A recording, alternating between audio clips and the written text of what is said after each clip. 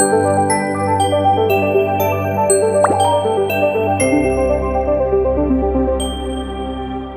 are ready. Hello there, people of the internet. My name is Oduor Jagero, and this is Dialogues with Jagero.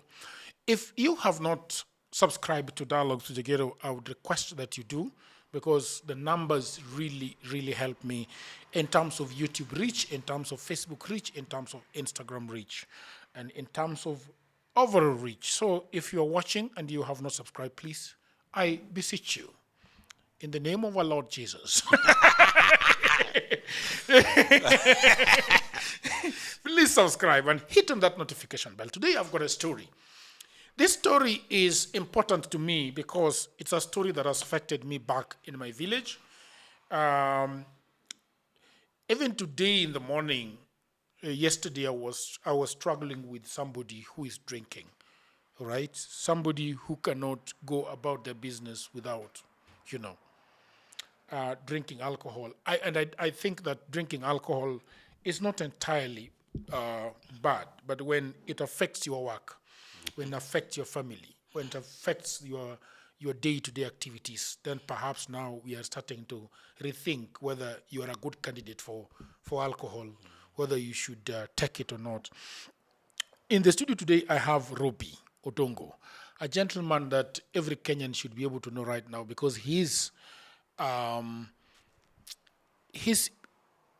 the work that he does has preceded you. Yep. Gone to Netflix, gone to several places around the world. But now we want to talk about, this conversation for me is about resilience. Yes. It's about, getting from the gutter and saying, this is not good for my life, or I am seeing a price and I win that price. Robbie Odongo, how are you doing? I'm fine, thank you, Oduor. How? Mimi, I've been, Kisumu is my place, man. Kisumu makes me feel good. And, these days, a lot of people know me in Kisumu. Yes. Yeah, it makes a lot of men jealous, especially the women. Thank you for having me here. I'm so happy to do this. Almost tensed for the first time, because there are things that I want to say that I think 90% of people who know me doesn't know the part of that story. They know Odongo Robbie, multi-award winner, films on Amazon or Netflix, awards internationally. But it did not start there. Yeah. There's a backstory. There's a backstory to it. A very deep backstory to it. A very deep backstory. But I want to ask some of the accomplishments that you've done. Yes. Before we go to the story. Yes. What are some of the things that you've done, looking back, because we are going to go back to the story of Imbo Usenge. Is it Imbo Usenge? Yes, Imbo Nyamonye. Usenge is our biggest center in Imbo. So it's referred to Imbo Usenge, but my place is called Nyamonye. Imbo Nyamonye. So Nyamonye is a small center. Yeah. But then the bigger one is Usenge. Where do they sell the cows in Usenge? Even in Nyamonye. They do? Yeah. What have you done with your life in terms of film? What are some of the products that you've done and the ones that you're very proud about?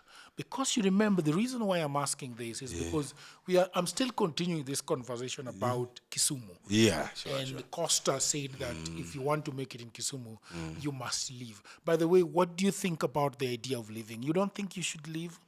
I've refused to leave. Actually, that's why I found Liquid Production here, because I noticed that it is a fact that 80% of most creative people in this country come from this region and the western region. But almost all of them has to leave to Nairobi to make it. So that's why the vision was find a way of tapping our talent here. That's why I've never done art out of Kisumu. I will stick to film, but I've done so many things. My first film was in 2014. I wrote, directed, with no basic education in film, nothing. I just had a story and I had a pen, manuscript. That's called Dingo Jawa Jawa. It is on YouTube. After that, I did Seredo 1. What is Seredo about? Seredo is a Luo name. There's a type of millet called Seredo that attracts birds. So Seredo was a beautiful young lady. Terry is the one who, you can see Terry short and brown. So it's a lady that was attracting a lot of men, but the brothers turned that into an enterprise. They were charging. It's a comedy drama. It's Ben Seredo. Yes, Ben Seredo. That's the thing. Okay. So I did Seredo 1, I did Seredo 2. All those are feature films. I did John Nairobi. And Terry T was the one that is in Seredo 1. And 2. And Seredo 2. Yes, she's the Seredo. What is the difference between Seredo 1 and Seredo 2? It's just a sequel. Actually, this is how I did Seredo 2. When I was launching Seredo 1 in one of these hotels here, the quality was the worst quality you will ever get, but the story was so good, such that one of the audience, Oye Corredo, called me and told me, Guy, you are doing a nice job, and write Seredo 2, I'm going to fund it. That's how I did Seredo 2. It's just a sequel. Because Seredo 1 was set up in the village. After now, the lady got... What is the storyline? These two brothers are orphans and very poor. Then all of a sudden, a lady appears to them claiming it's their sister. The dad gave birth to this lady out of wedlock. Now he's coming back tracing the family. Then he realized the father had died and had been buried. The two brothers are very, very poor. Then the lady is so beautiful. So the lady attracts men to the compound. And these people is like, this is a business opportunity. So they enclose her in a room and they charge people according to what do you want. Do you want to talk to her? Do you want to... There are rates. Oh, is that so? Yeah. That's very interesting. Then the lady does not agree with them. Then the lady falls with the poorest of the boys, but very educated. So in Seredo 2, the husband has gotten a job in town, and now they're living good. So he invites his brothers. He's trying to change their life. But they come with the village to town, and the drama is there. Okay. They almost cost her marriage. That's Seredo 2. And then I did John Nairobi. Yeah. John Nairobi was a very funny story. There was a time when Viusasa was just supposed to be launched. They were going around towns doing... I used to do stand-up comedy. So they were doing stand-up comedy, and they lied to us. They told us this is a competition, so after every county we'll pick the best people and they'll take them to Nairobi and they will win. And my comedy was the best here. I was still working at Aga Khan by then, and I remember 30 people called me at night. You are trending on Citizen. They picked my clip, but they never paid us. They were looking for content. Now, so they collected all the content and started putting them on view. Yeah, and they paid us 2,000 shillings. Yeah? Yeah, I mean, we never signed anywhere. You give now I sat down when I was doing my next nini, because the comedy I was performing that day was about how Nairobians behave when they come home during funerals or Christmas, and it was nice. So I thought, okay, this concept can make a movie. And I did a movie the first movie that I screened in Nairobi and people attended, it was in Luo. Then after that, all of this, I told you I don't have a basic education in film. Just experience YouTube on-job training, but all of them was a notch higher. Each film was better than I was picking comments, then improving on them. Yes, then in 2020 there was the first call by Kenya Film Commission. They wanted stories to fund, and I submitted a story that I'd written 3 years ago about post-election Baby Pendo, and my story was number 1. It got the best funding, 4.5 million, and that is the turning point. 4.5 million. Yeah. These are feature films. There are a lot of short films I did there on my YouTube channel. A lot of short. Zile unafanyanga mkigrow. What do you think was the biggest... Why do you think Baby Pendo was picked by the Film Commission? It is. You've watched it. It is very relatable. Everybody who watches that story feels like this is a Kenyan story. We've been in the street. We've seen it's everything that you see that happens, and it's addressing very sensitive issue. Actually, when I was going to launch it, people thought the sample teacher would come after me, because it is when touching about names that you don't touch about here. There's a line that goes like, ujakoma na wadanganyanga, nyi mkienda mandamano watoto wake wanaenda. Like, hey guy, you are touching live wire. Touching live wire. Yeah, so that's why it sold so much, because it was it's a real Kenyan story's authenticity. Yes, and that's the movie that was a turning point. Actually, all the movies that I've done had never given me money. There was a time I even sold a TV in my house when I was stuck on set just to do a movie. But Bangarang changed everything, gave me money. It gave me name. It gave me fame beyond Africa, beyond. I travel worldwide. How was the shooting like? Can you tell me how you organized the shooting after winning the money from the film Commission? How long did it take for them to? They send you the money in one batch. No. It was 2 installments. Then there was a challenge. The budget was 12 million. Then they gave me 4 million. So I had to balance in. I had to cut down so many because it's a heavy movie. There are riots. There are what. There are so many extras. So the advantage I have is I'd been doing a lot of movies at 0 budget. So I have a family, the crew. So the people had just sat down with and tell them, we can't wait to get 8 million to make this thing 12 million. We just have to work with 4 million. Where was most of the money going to? Personnel, actors and actresses? Yes, the crowd scenes were chewing a lot of the crowd scenes. Then the props, we had policemen, the uniforms, burning. The props and extras were chewing a lot of money. So the uniforms, how do you get them? You go to the police? No. I still have them. They are mine. I actually looked for them. I went to the police to get, because even in that movie we needed that in Arushanga Magic Rioters and Land Cruiser. I went to the police. The Kenya Film Commission helped me write a letter to them, to the Vigilance House, and they disappointed us 3 days to shooting. They said the thing is... Because the story was ilikuwa inagwara mingi sana. Because the police... Did they ask for the script? They had to. So they asked you for the script? So they didn't want to say this is the reason, but you could see them dodging.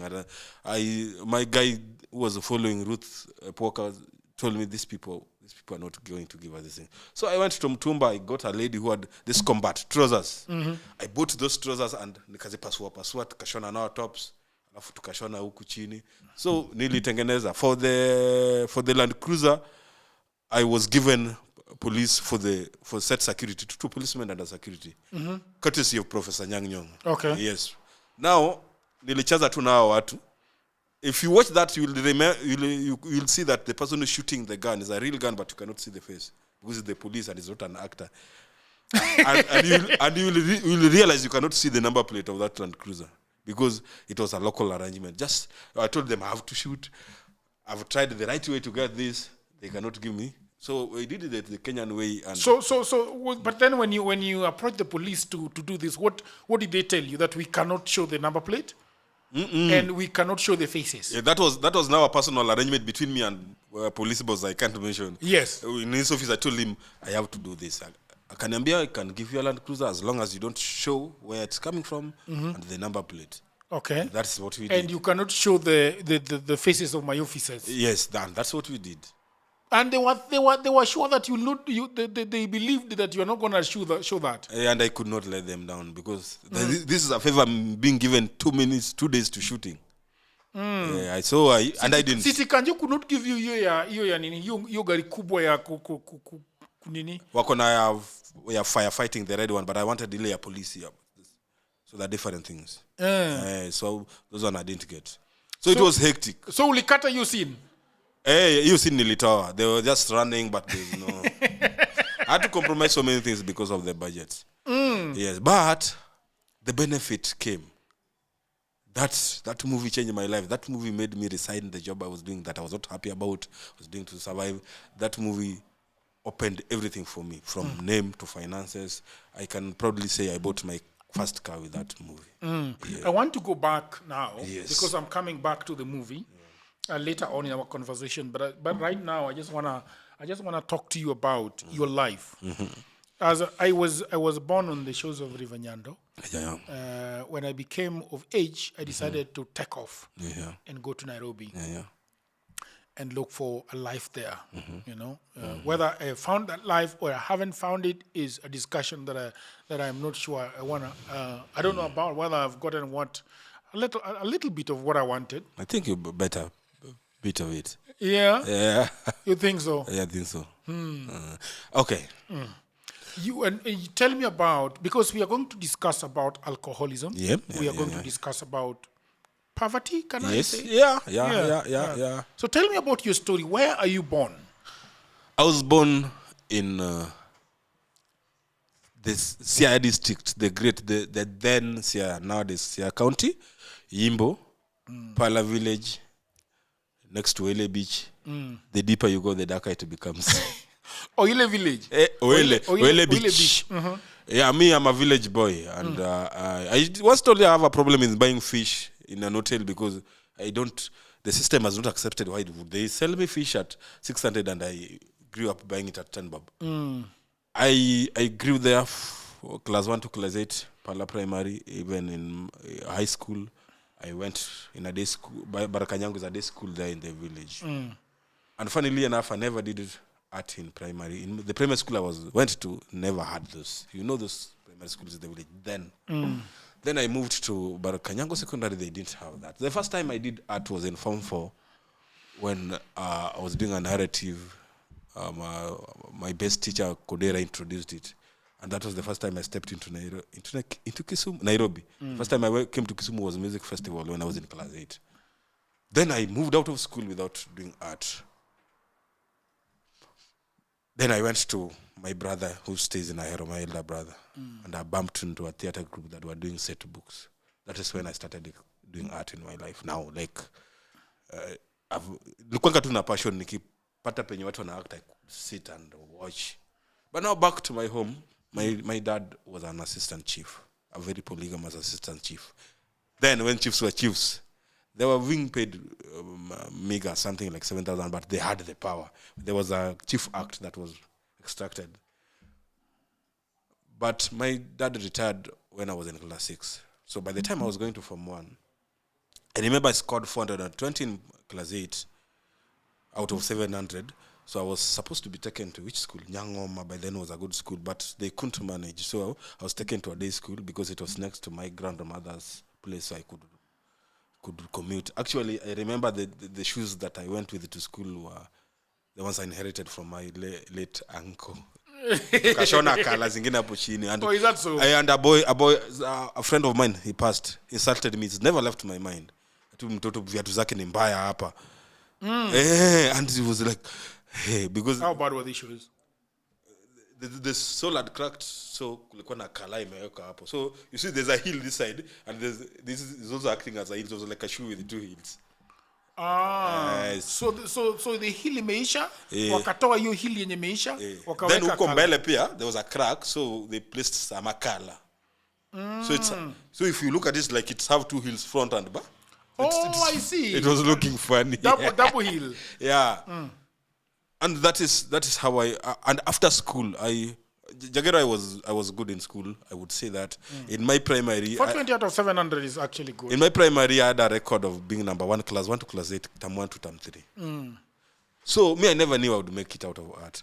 I only knew I would make it out of education. When I went to high school, I don't know what happened, but I got a B-. By then, B- was going to university. I know you can relate. Yeah, I got a B-. I failed by 2 points. Yeah. That's what happened. And that is what threw me off balance. Because to me, I knew education is what... By the time I was going to high school, there was no money. Actually, my mom used to brew chang'aa. But she never used to drink. My dad used to drink. It's that chang'aa that paid 80% of my... school. A lot of people are very much against chang'aa brewers. What do you think pushes people, especially families, to get into the business of brewing chang'aa? Because a lot of people say that, okay, this home is trying to destroy the young men around. What do you think about that? I know what pushes people is poverty. Just try options, and maybe just like you landed in the podcast, somebody landed into chang'aa. Maybe obviously there's somebody who introduced that. You can do this when you are looking for options. You are a parent and you want your other. But me, I am not against them. Me, I always only believe actually to me, brewing chang'aa should be legal, but it should be now measured so that you don't get dirty. Because making it illegal does not even stop people from drinking it. People still drink it. If I'm bringing alcohol and your son is coming to drink, it's not coming to drink because I brew. It's just coming to drink because anakunywanga. Even if I stop, you will go look for it somewhere. So to me, I think the government should make it legal, but measure it so that it's healthy for people. Now, I had to mention alcohol because that was my greatest downfall before I picked again. Like I told you, I grew up when chang'aa was being brewed in our home. When I was still young, before class 1, my dad used to give me like a sip. My dad used to drink, and I tolewanga ile ya kwanza inakaa first grade. Whiskey like. Kali kabisa. Yeah. So he could call you and give you a sip. I was still very young. I don't know when he stopped, but I think at some level He stopped when you could now get. But remember, he has introduced me to it. And it's at home. It's at the back of a ghoul. It's all over. It's almost the staple food. Then I was in an environment where there was alcohol, and I was born very social. So the clients liked me because I was funny. I could wanakuitanga na saa zingine wanakupatia sip. And the first time I got drunk, like nasikia, hey, nimelewa. I was in class 4. Class 4? Yeah, and there was a bosa. Hey, class 4, I was 11 years? Around that. Yeah, and I was drunk, and I was, even if you walked in the house, you would realize, this boy is drunk. I was given bosa by some clients who were drinking at our home. And then I moved. The more I grew, the more my gauge was moving forward.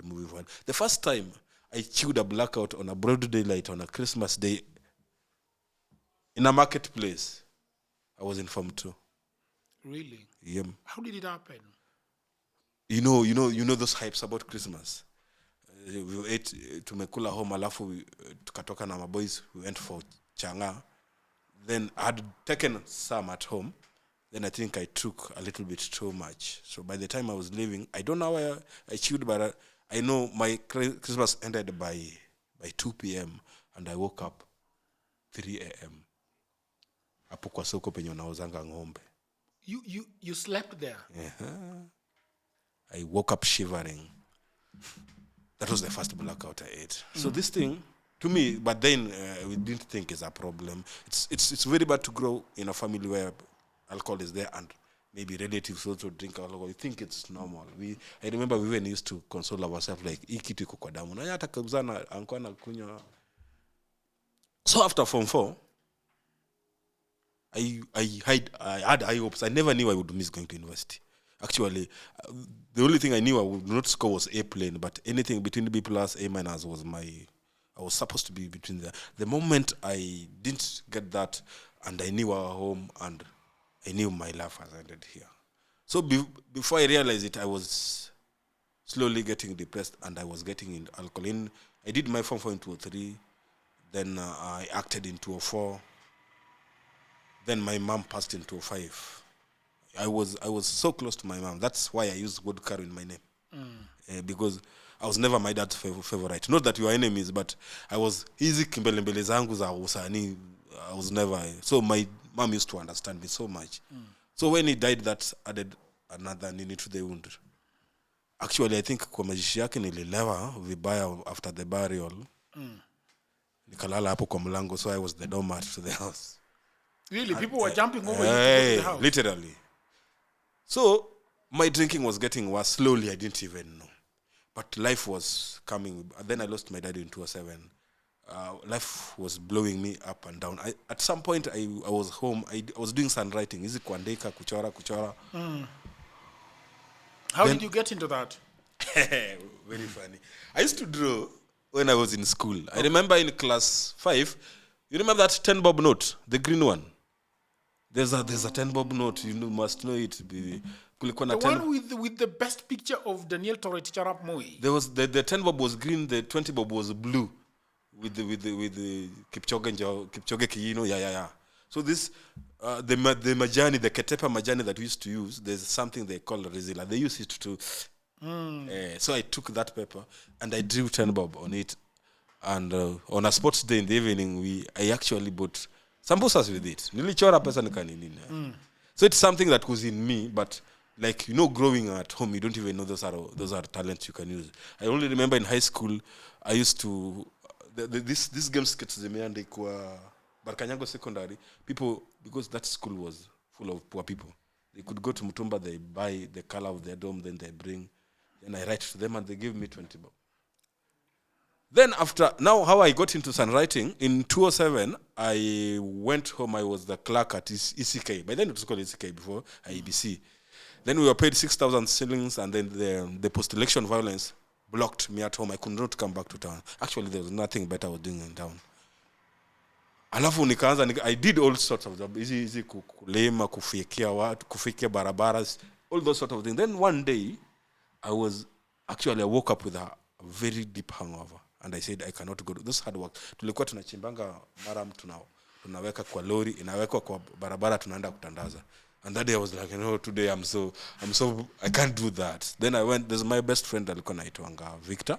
He had a kinyozi called a Babyface. So he was relocating the kinyozi. Nikakuja hapo nikamwambia, I can write for you this. They never knew I used to draw. I have that, and he's like, hakuna kitu unaweza fanya. Kwanza you are drunk. Nikamuuliza, do you have kuna rangi? Yes, he had some too, yellow and black paint. Then I took a branch and chewed it and made a brush. Nikaandika hapo Babyface. You took a what? A branch of a branch yes. and chewed it to make it into a brush. And I wrote there Babyface kinyozi. Before I got down, people were like, in our place there are boats. Nini. Can you write for me my boat? Can you? And I'm like, Victor, I don't even know how to charge this. Yeye ndiye aliniambia these things you charge per letter. Oh, is that so? And I got 5 clients, and that's where the name Woodcaro started. So I had a writing place, and I don't have the name, and I wrote it Woodcaro Arts and Designs. Oh, is that so? Yeah, and I did that for 2 years. But there was a lot of depression out of, and because kuna kitu ilikuwa nini hit. Most of my people we were with in school, now it's around 3 years after school, 3-4 years. Wengine people that you are better than in class. I remember 2 that came. Moja alinipata kaninulia pombe ya 200. The other one came, gave me, take 100. When you sit back and say like, what is happening? Look at me now and look at these people. Jagera was drinking, and our home was a big home, big home, 5 wives, so many people. But by this time I was staying there alone under the graves and nyumba zingine zimeanguka. If you wake every morning and see that scene, it's hard to accept it on a sober mind once you are a drunkard. You had a big home. Everybody had died. So what do you mean everybody had died? My father, the wives, I was the only person. How many wives were there? 5. And they were all dead? There's only one that survived, but she left. She left the home? You mean she left your father? Yeah, she left my father before, but now the other ones, those are big. The 4 had died? Yeah, so I was alone in that home.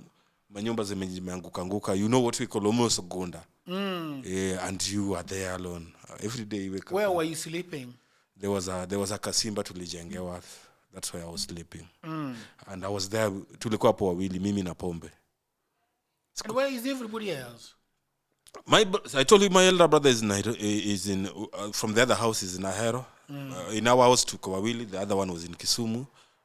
And then the other one had built his home. And not like they were doing good, you could rely on them. So it's like Odongo for us all, but everybody for his own. On his own, no. Yeah. Now this thing was getting toll of me before I realized. Pombe ilikuwa inanipeleka speedy sana. What was your modus operandi of drinking? Because you had Woodcaro designs. Yes. Designs, yeah? Yeah. You had a shop or? Yeah, I had a shop next to the kinyozi where my friend was working. There was a shed there, so I had something like a table with the writing. I'd put my things there. Kama hii ya polish shoes. Yes, that's what I did. Kuandika, kutengeneza rubber stamps, things like that. That's how I did, and I did it for 2 years. But at one point I realized the home comfort is I'm getting more ruined because of the home comfort. Unajua ukikuwa kwenye unakuwa comfortable. And one day I decided I am going to Kisumu. By 3 p.m. I was on a short undercurl. I told my friend I'm going to Kisumu.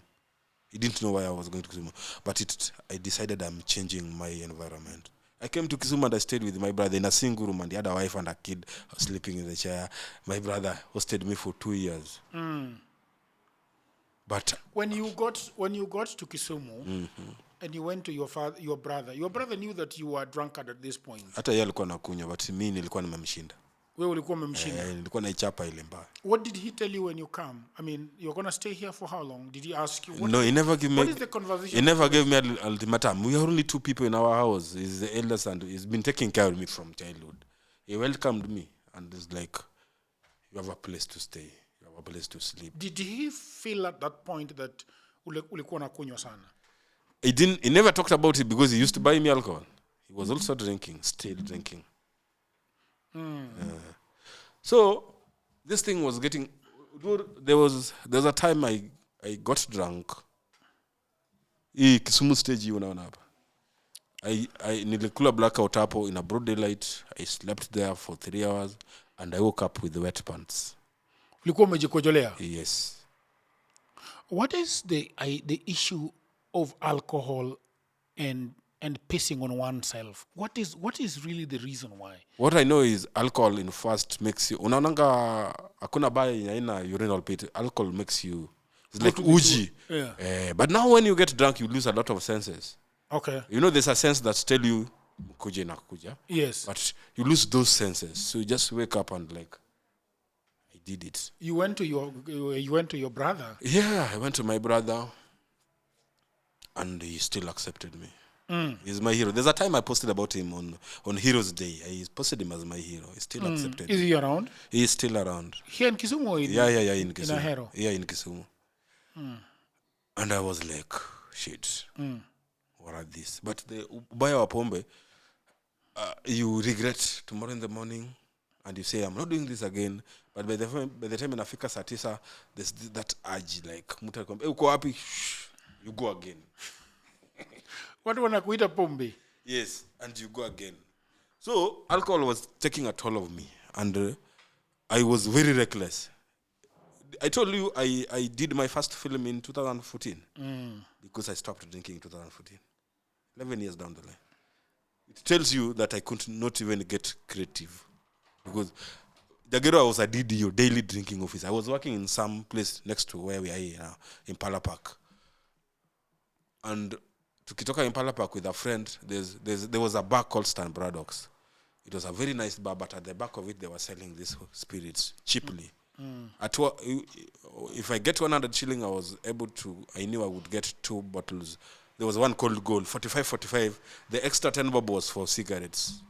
You were drinking and smoking? I was smoking. I even smoked bang for 2 years and almost ran mad. I almost committed suicide because of bang. And I threw it away. In River Nyando. Why did you throw it away? Actually, the first thing I stopped was smoking bang. That was not my thing. It was never. I just got into it because of peer pressure, but it was never my thing. We had done something here in Kisumu. You know, we were jobless. We were a group of 4 people, and we were used to drinking. So, kuna siku tulienda kwa nyumba ya beshte yetu. They were parking ladies, but they were our friends. What are parking ladies? The Twilight girls. Twilight girls? The Koinanges girls. But they were our friends. Yeah. They were staying in some 3-bedroom house together.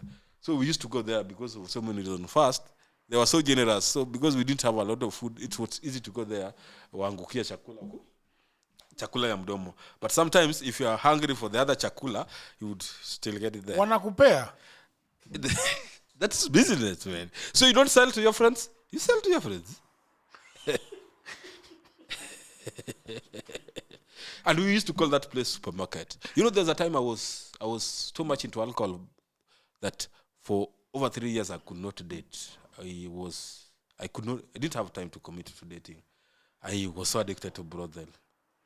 Is that so? True. How does a brothel work? So you go there. It's like a kiosk. It's like a supermarket. Come close to the mic. It's like a supermarket. You walk in and then they usher you like, then you choose in your mind, I want that. Then it's like, that's it. So you okay, go slowly. Yes. Go slowly. Yeah.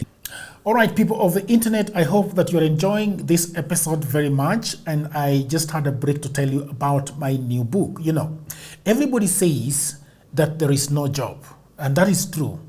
Also, that was me 10 years ago. The problem is that everybody is trying to get a job in their town, in their city, in their marketplace. They ask friends for jobs, mothers call uncles, uncles call brothers, but there are no jobs. Let me tell you what no one is telling you. Jobs migrated online. What I actually mean is there are many, many jobs around the world and there is no one to do them except you. I work for Americans myself. I work for Europeans. I work for the Chinese. I work for the Australians. I work for the Canadians. And so, because I have done so much for myself, I said to myself, you know what? I should compile what I've been doing for the last 15 years. So in 2024, I wrote a digital book called Goldmine 18 Hustles for Africans. And then in 2025, AI came. People say AI is taking away our jobs. And for me, I'm going to say false. There are actually AI jobs. Jobs are not being taken by AI, but there are new jobs online that are there because of AI. Na mimi ni nani? I created more jobs. And for now, in my new book, we have 25 online and offline jobs that you can leverage on if you do not have a job. So in this powerful volume 2, I share 25 new actionable online hustles specifically researched and tailored for Africans. My new book provides clear step-by-step guidance drawing from my extensive experience and research, including the mistakes I've made and lessons I've learned over the 15 years that I have worked online. So, what can you do online? You can become an executive assistant for busy folks in Europe, America, Canada, and get paid for tasks like watching videos and taking online surveys. Okay? You can build a lot of things. Build a business as a virtual assistant, start an e-commerce shop without capital, be an affiliate marketer, or you can also become actually an English tutor and tens of AI jobs. If you have a job, that is fine. But I also know that you can buy this book for that brother, for that sister, for that mother, for that cousin, for that husband who is watching Netflix all day at home. Buy it for your friend who is always asking for cash. You know that friend. Now, all the information is on the description below. You can also inbox me, you can WhatsApp me, or go to my website, which is odworjigero.co.ke. And now, back to programming.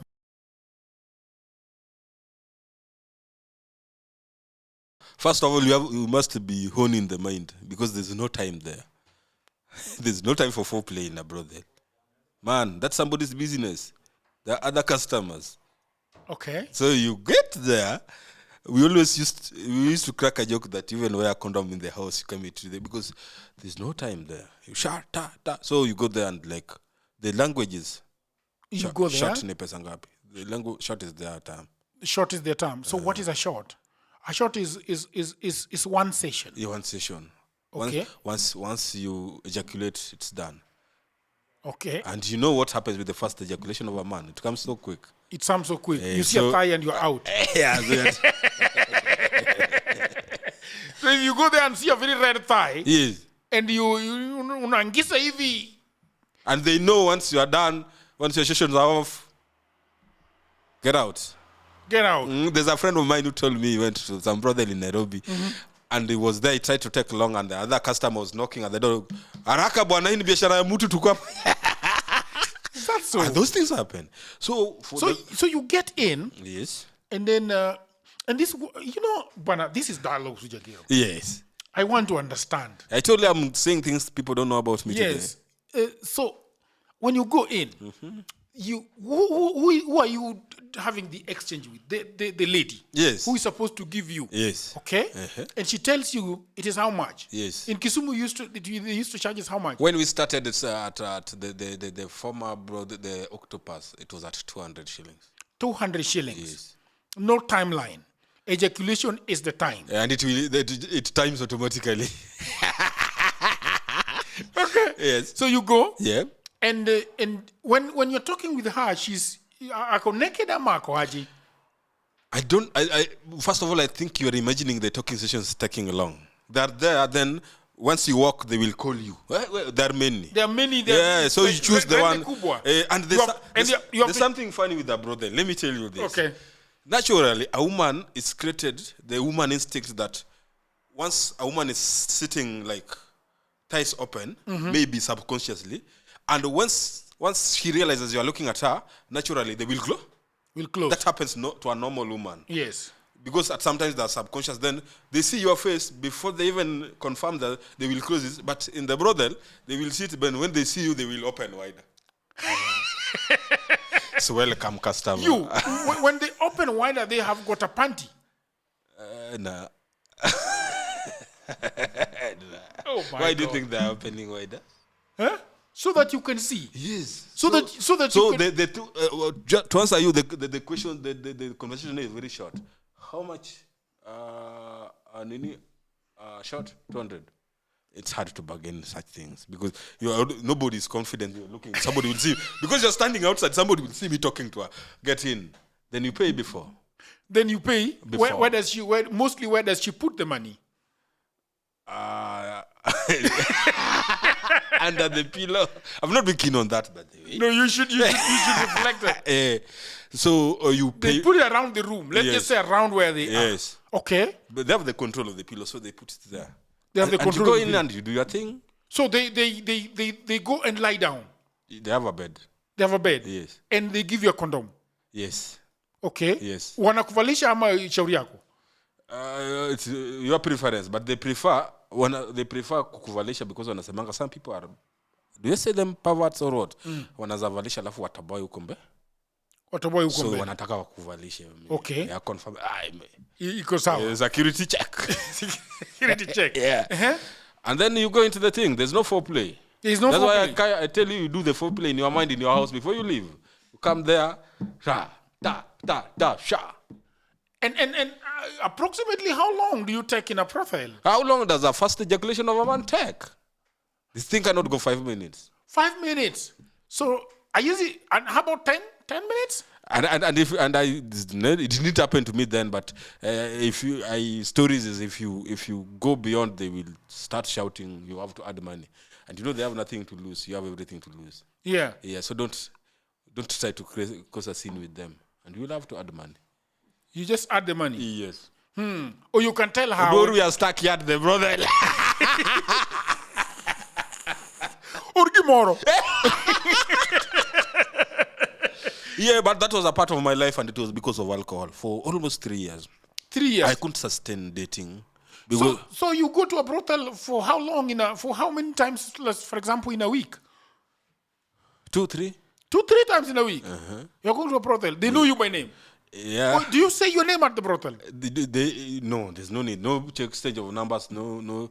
Actually, people say that if you are a married person and you want to date outside and you want to keep your family, the best people are the brother, because they will never mess up with their family. They will never call you. They don't have your number. They don't have your name.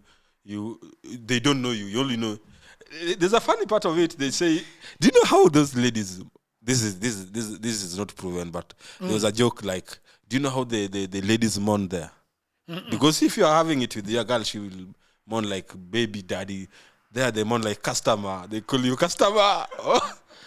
But can I ask you something? Yes. Then we move back to alcohol. Man to man. Man to man. Do they really enjoy the sex? I talked to one and they told me it's not hard, but they have, like, I know one who got somebody and the feelings developed and they got married. They left the brothel. Yes, but in that there's no feeling. I can imagine. They don't even get wet. They have lubricants that they apply because there's no foreplay to get them wet. Biashara. Yes. Strictly business. Strictly business. Okay. Let's go back to alcohol. I brought that because that life is a life I lived before I got married. The moment I stepped out of it, I said I am getting married, and within 1 year I got married. Does your wife know this story? She's going to hear for the first time. So many things. So many things. Are you ready for it? We should. Very ready, because there are so many things she knows about me that she's never told anybody, and she knows a dirty part of me in alcohol. She knows I went sweated my pants. Not once, not twice, not thrice. Atashangaa tu ni aje mimi nasema na yeye ajaiambianga mtu. Yeah, she endured a lot with me. Yeah. I was so into alcohol that there was a time I got an accident, left in the road for dead. Do you know that? You saw that scar here? Yes. Actually, my wife washed me. I couldn't even bathe for almost a year.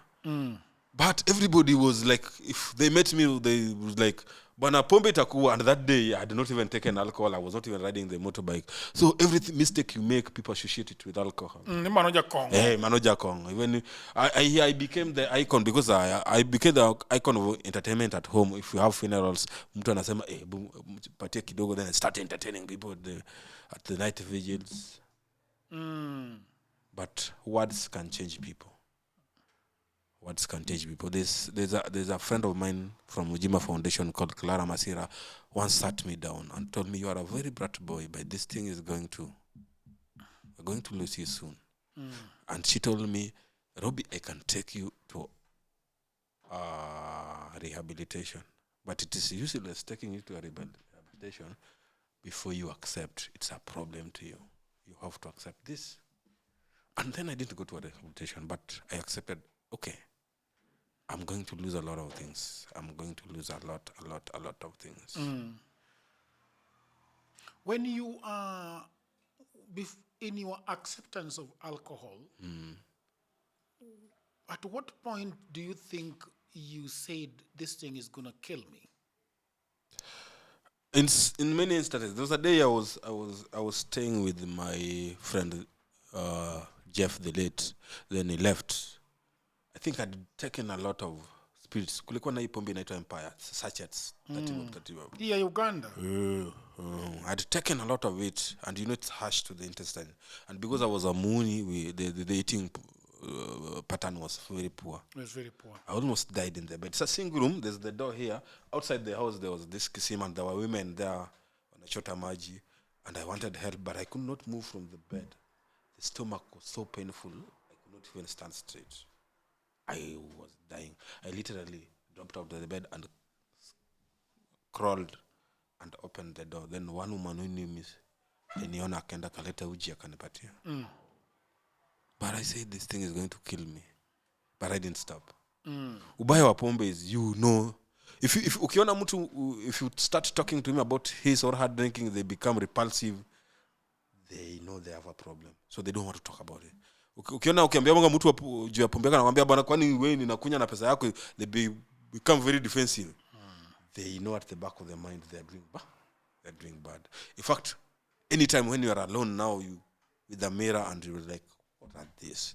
But when you are outside, you'd crack jokes how you can't live alcohol. You'd say something, but the truth is, it's affecting you. At what point of the day do you really think about this thing is hurting me, but I can't help myself?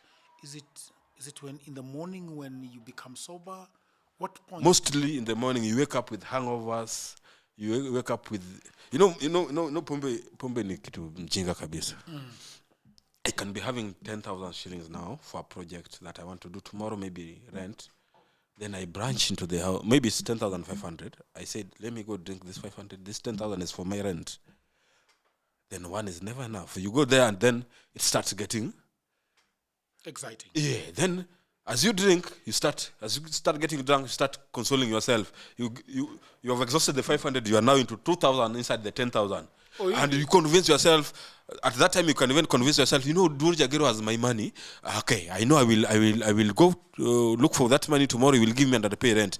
And you are forgetting. Dur Jagero has been having this money for over 2 years. He's never paid you. But alcohol is convincing you that tomorrow I know you will pay me and will so. And you drink. You get but tomorrow when you wake up, hangover is a disease. You wake up with hangover, headache, and less money.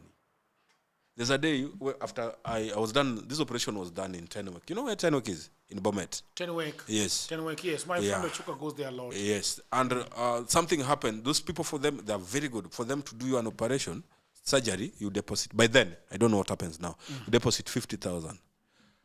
Then after the surgery, they do the expenses. If it is less than 50,000, they give you back the money. If it's more, you add the money. So me, because I had an HIF, I was working in an hotel by then. The NHF paid so that they gave me back 35,000 shillings. But then I had a big problem. I didn't have a house at home. And my wife was pressurized me, let's go build. Because we even took 3 years without going home. June, I had a family. There's nowhere to stay. Yes. And I was given back this money. The only thing I bought was a DVD. I really wanted a DVD to watch movies. What is a DVD? DVD players. Oh, okay. Yeah. And coincidentally after that, there was immediately I was discharged. Then 2 days later, I was going to Mombasa for the first time. There was an exchange program organized by my hotel. Odur nilikunya my 1 week, 2 weeks in Mombasa. Nilikunya pombe that when I was coming back to Kisumu, I didn't even have fare to come back to Kisumu. I only had money enough to take me to Nairobi, and my sister, the late, gave me money from Nairobi to 35. Yes. Ya kujenga nyumba nyumbani. Yeah, and by then 35 was enough to build that semi-permanent. And I semi-permanent now. You drank all of it? I drank a house, man. Your wife is seeing you getting drunk. Yes. Because at what point, by the way, did you because you you left alcohol after getting married? Yes, after getting married, I had my first man. I'm coming to you to what led to leaving alcohol now. Okay, it was now a problem now, but it's a struggle to leave alcohol. I had done some attempts. But on this fateful day, I've tried my hand in so many business. The liquid soap that they make locally, when it just started, I was doing that business as a side hustle. Because where I was working, I was being paid 11,000 shillings, and I have a family. And so, when I was leaving in the morning, there was a client that was supposed to give me 200 shillings. And I told my wife, you go to so-and-so client, akupatie so mbili, utaorganize na sapa. That client it was almost bipolar. So kuna times anazaenda unapata kuna bad mood, and my wife didn't like that about him. So she decided that she's not going to look for that money. She was expecting me to come back, go. Mimi ndio nene nichukue pesa, niwapatie. Me where I was, I knew sapa is sorted.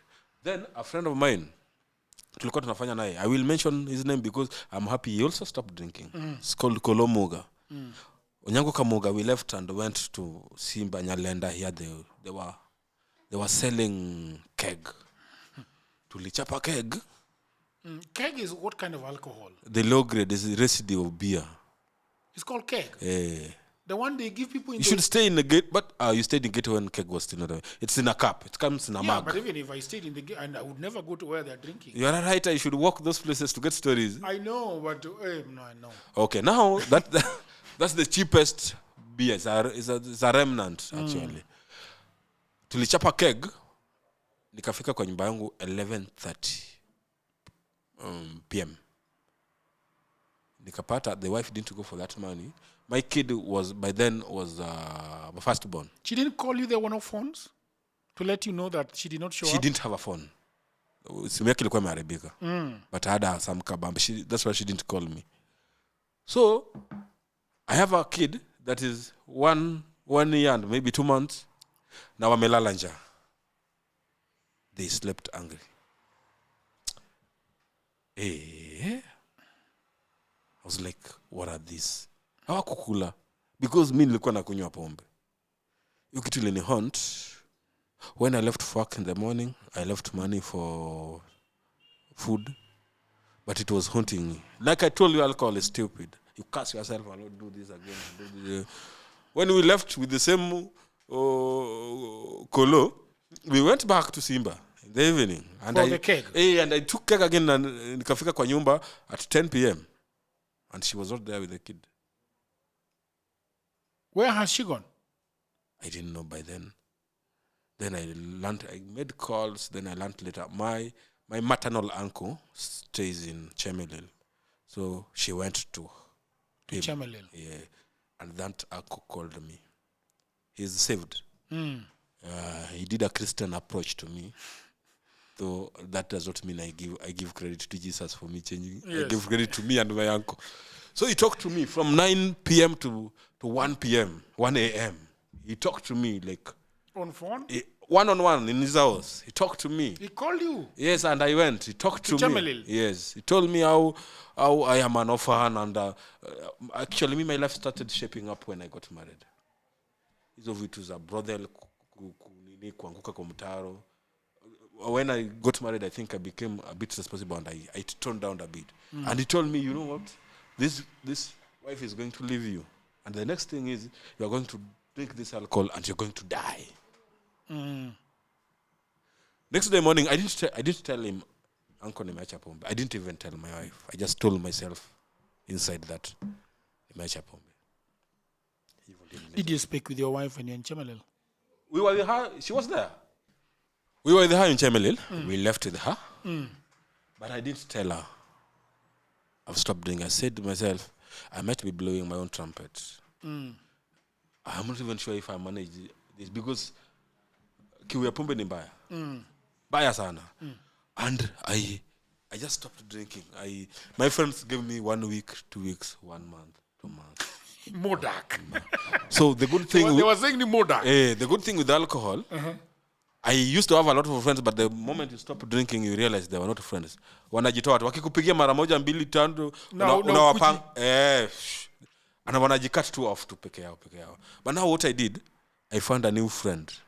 I had to find a new friend to divert my attention. So I got into watching movies kabisa and writing.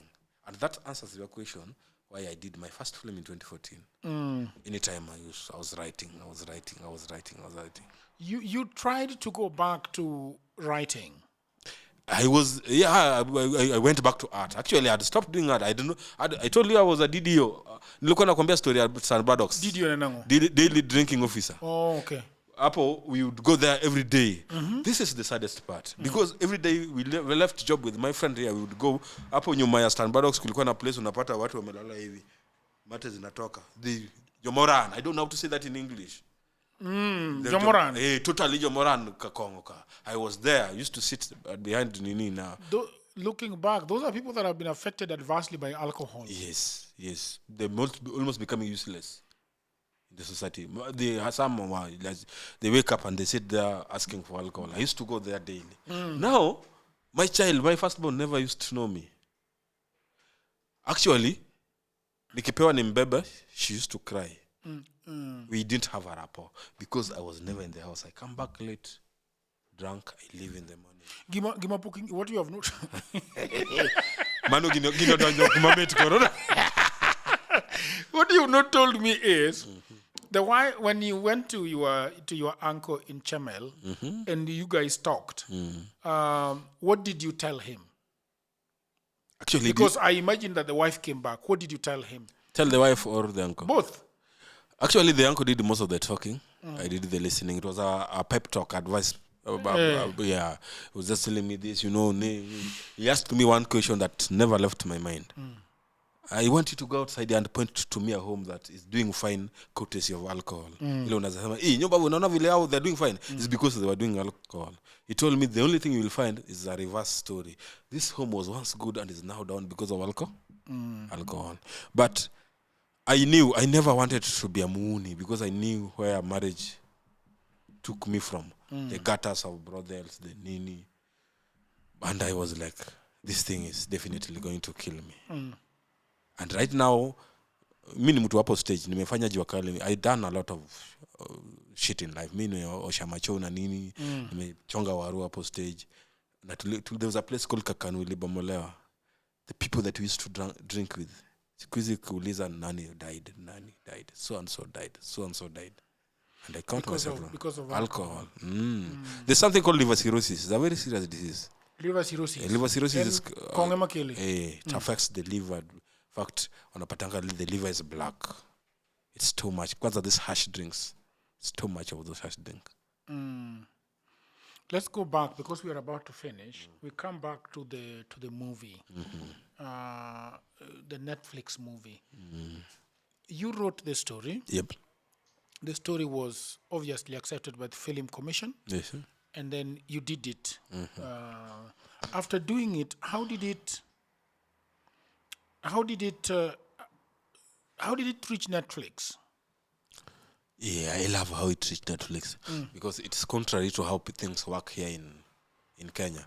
Here in Kenya, you have to know somebody. There's a friend of mine whose content was denied because of the second name, and he was told bluntly in one of the stations that somebody told him, you've been working here, but the problem is you need to get circumcised. He was told. It's just so hurting. But in Netflix, I was looking for those Netflix guys. I didn't find them. Then a friend of mine, a filmmaker, Lodeki, sent me an email that these guys are distributors and they're in South Africa. Then I sent them the trailer. I introduced myself and said the trailer. Kizuri chajiuza. That lady, Helen, saw the trailer and the reply was, wow, we can sell this. And it took that movie to Netflix, it took that movie to Amazon, to this Tibu. There's a lot of platforms that do it. But we've never met one-on-one up to date. We don't know each other. We just know each other on mail. Just took it because of it was a good thing. And that's how it went to Netflix. Yeah. Okay. Netflix, how much do they pay in a movie? Like, what happens with Netflix?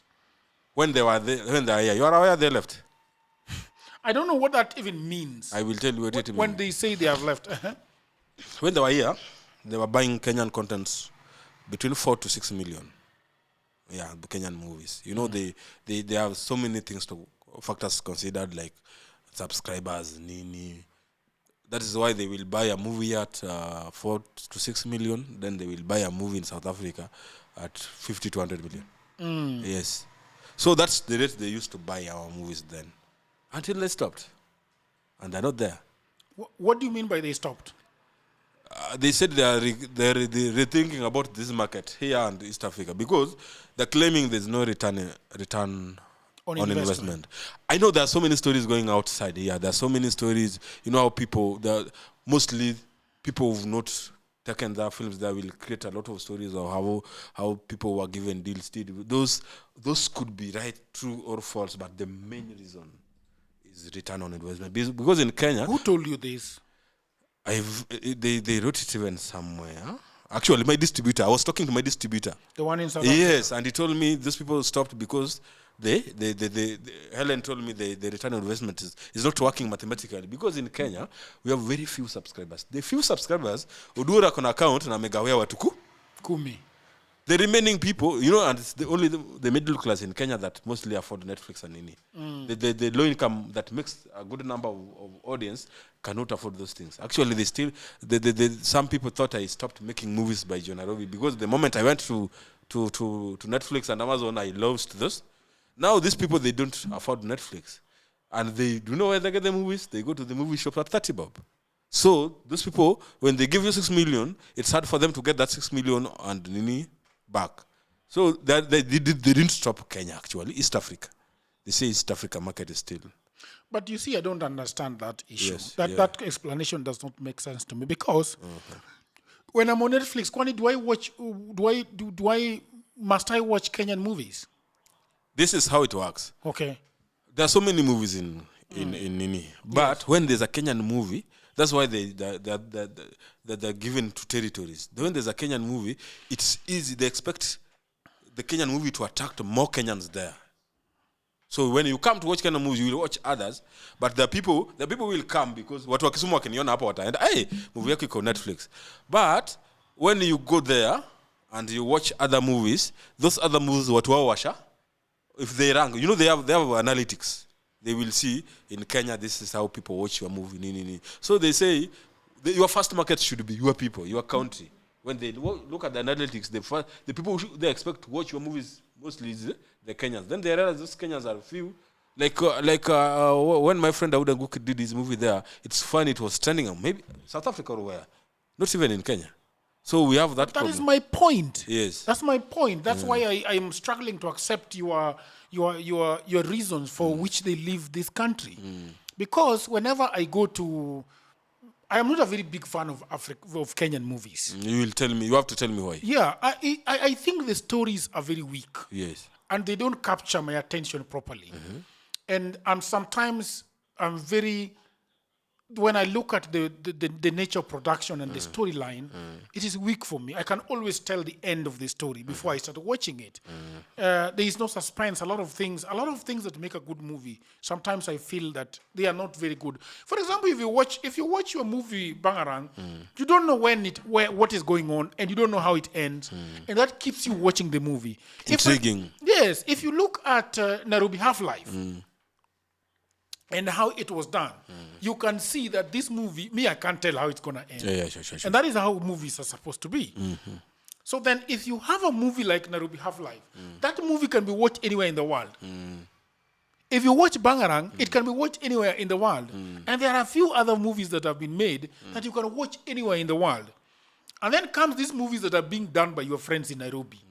Which I also have issues with them. Yes, the actors are the same. The script is almost done by one person. Actors the same is not my big problem, but the story. Yes, but also when you have the same stories with weak characters. Oh, yes. You know? So we should the problem should be weak actors, not the same actors. Because our people watch Hollywood movies with the same actors. Actually, they go to watch because the result is there. The result is there. We can say they're the weak. Yes, weak is the weak characters. Yeah. You know, and so because if a movie is good, I do not think that, for example, let's say, okay, Netflix has come to Kenya and has bought, let's say, 12 movies. Yes. And all these movies are trending worldwide. Do you think they are going to stop buying movies from Kenya? If it's trending worldwide, Yes. they won't. But look at this. Because South Africans are making really good movies that are trending almost anywhere in the world. In fact, my algo on Netflix is full of Spanish movies. Yes. Because I really, really enjoy them. But again, statistically, I think it's human nature that people tend to movie kitoka hapa, the first people who watch it most should be, because the first is done in Kiswahili, it's our language, we know. So kama sisi ndio to watch power, we don't expect other people.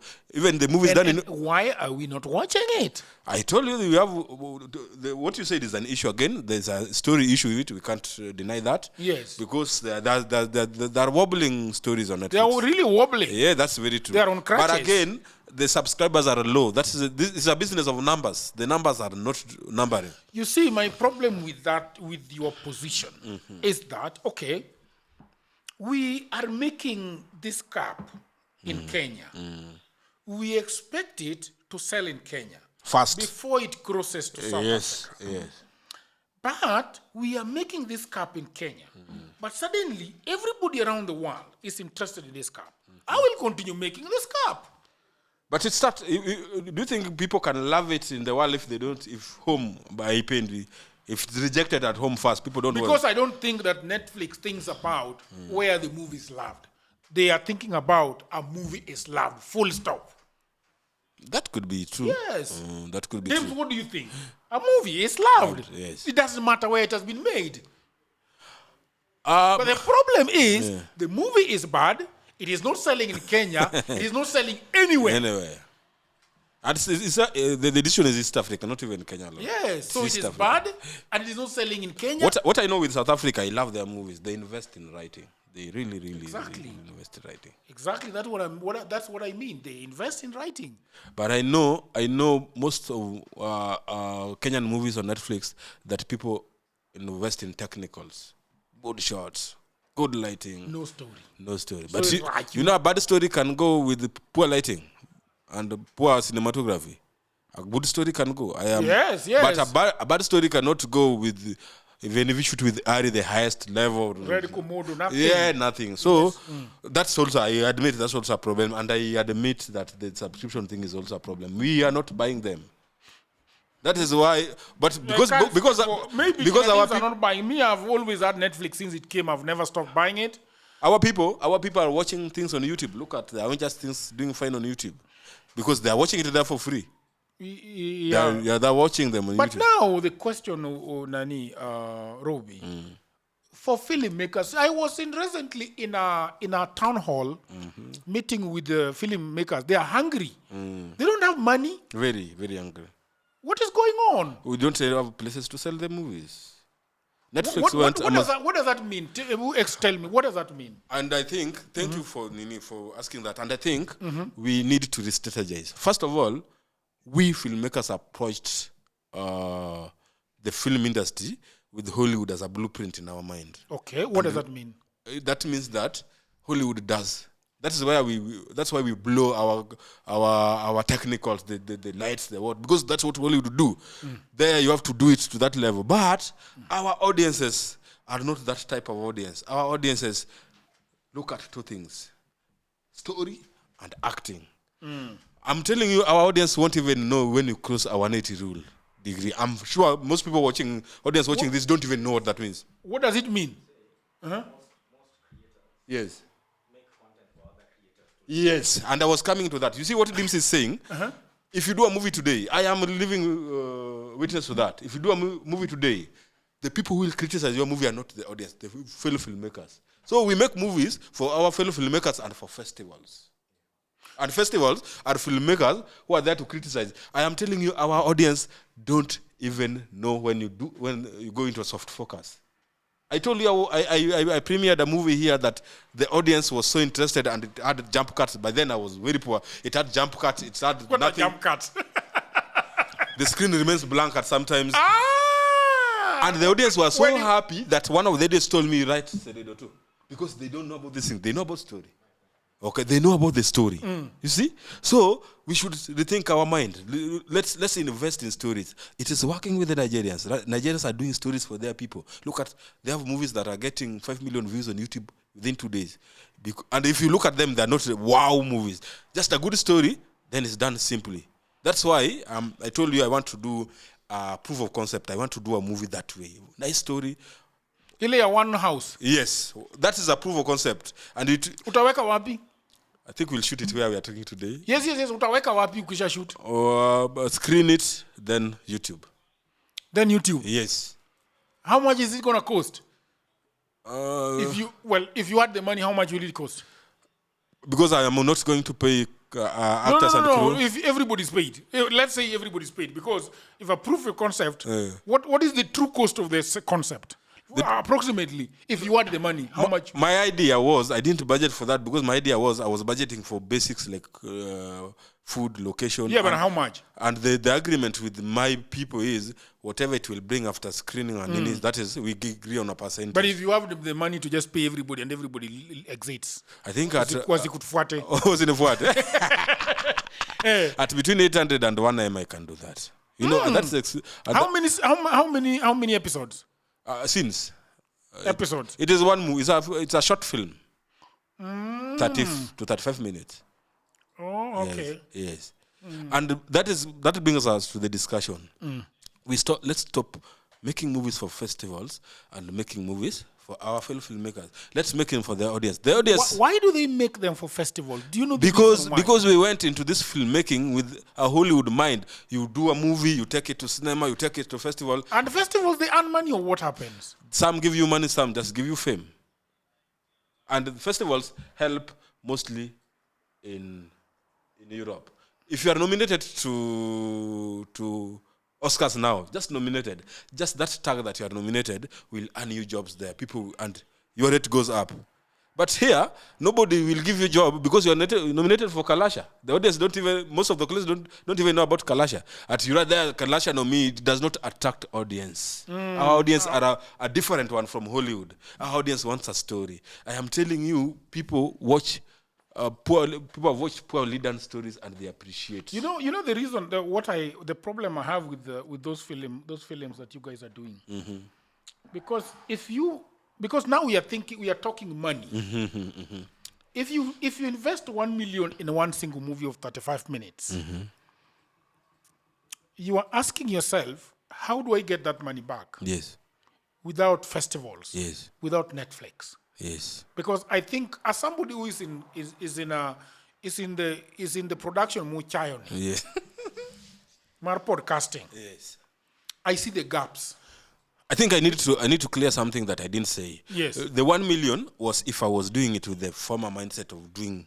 But right now, I'm thinking if I want to do that movie, the short film, the highest it should go is 500,000, the highest, because I want to prove a concept that we need to learn to do movies at low cost, because the majority of the target audience cannot pay much; they just pay little. But you see, the reason why I still have a problem with that, Robbie, and I think we need to be very honest with each other. Yes.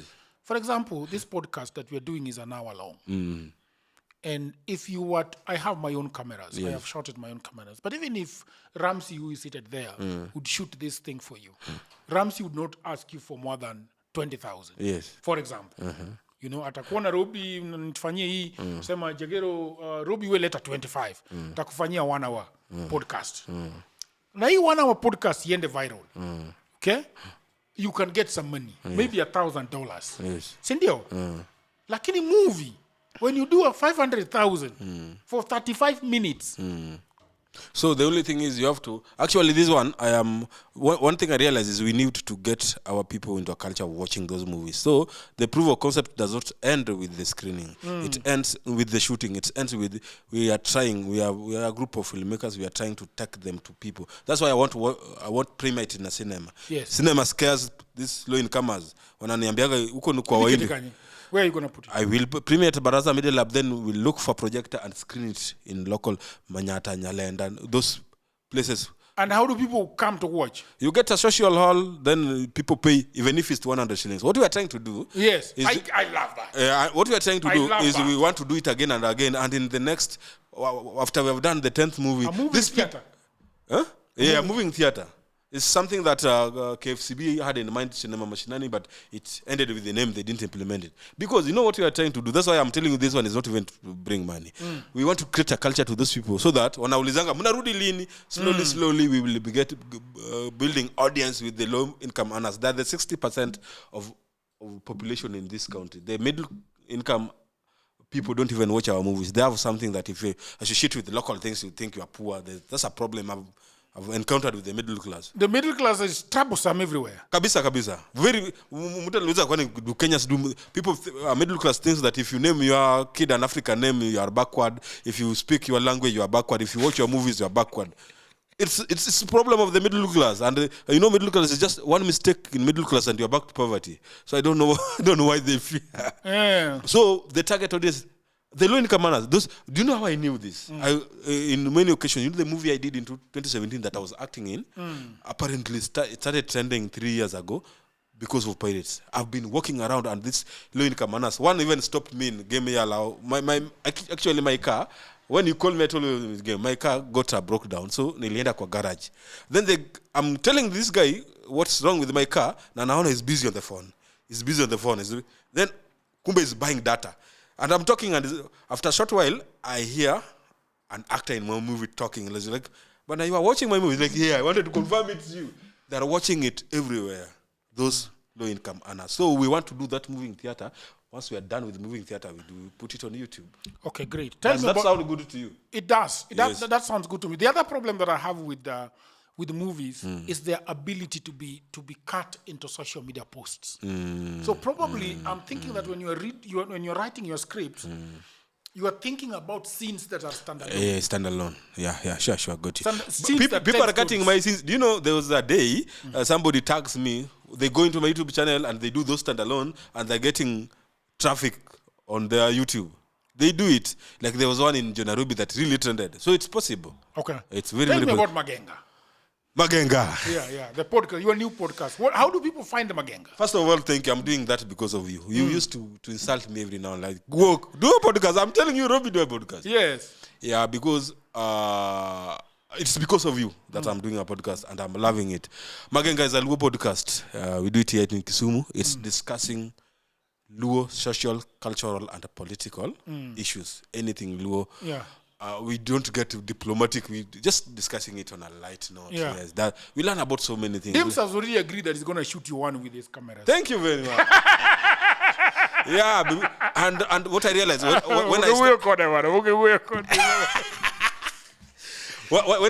I was touching this, you realize I was between do politics and what. But I realized the Luo social issues like Ongora. You know what Ongora is? I was almost killed in Ongora. I have a whole episode about Ongora. We can discuss that in a podcast about my Ongora episode. Yes. But I was not the one going to look for the girl.